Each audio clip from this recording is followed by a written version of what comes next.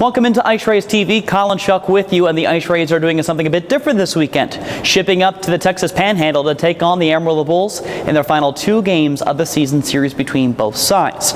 Now the IceRays head up to Amarillo in a bit of a different fashion this weekend because they do have the 1-point gap over top of Odessa in the South Division standings, and that's because in part of a 3-point weekend in 3 games against the Lone Star Brahmas last weekend here at the American Bank Center.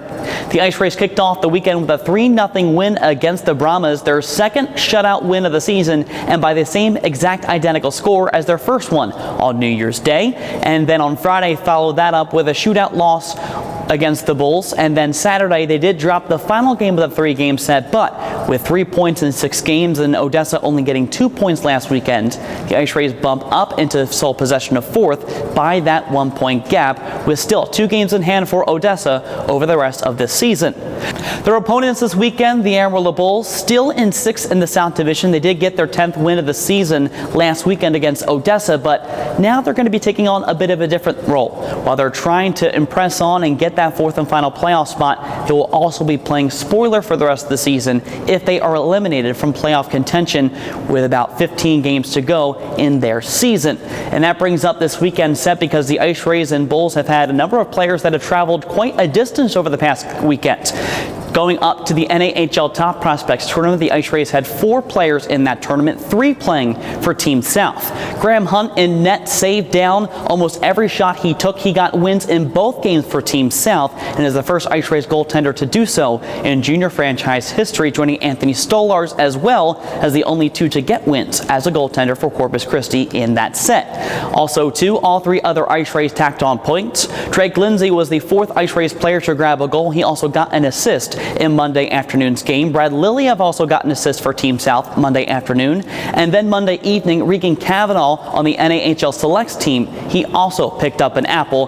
So all 4 IceRays factored in to that 2-game weekend tournament up in Plymouth, Michigan. Now with that travel, the IceRays did do a lot of conditioning and skating drills over the past few days to get themselves set up a bit lighter without not as many team official practices on the ice, but is still recuperating, trying to get everyone healthy back for this weekend and for that 4th and final playoff spot in the push for the postseason. Both teams will go into Amarillo with a lot of travel, and the big X factor this weekend is going to be goaltending once again. We mentioned it back before. Anton Martinson, who is also on that Team South team, he'll be picking up most likely both games on the weekend, though Brian Baker, a new acquisition for the Bulls, could see one of those 2 games in Amarillo. But either way, it's going to come down to the tandems in net for either side and shutting down what is most likely going to be a high, potent offensive front by both sides, as is customary in the Amarillo Civic Center. Now you can follow along for this weekend's games by joining us radio side, starting at 6:55 p.m. on both Friday night and Saturday night on Sports Radio Corpus Christi. That's KSIX 1230 a.m. as well as on fasthockey.com. And if you're on the TuneIn Radio app, just search KSIX and you'll find the details right there.